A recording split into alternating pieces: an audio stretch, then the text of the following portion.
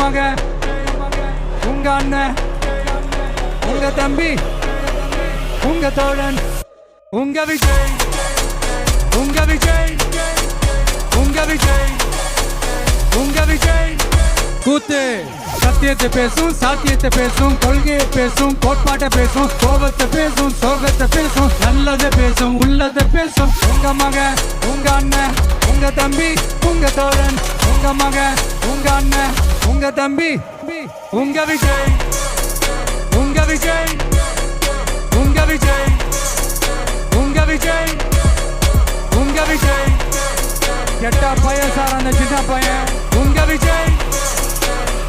Decent approach, decent attack.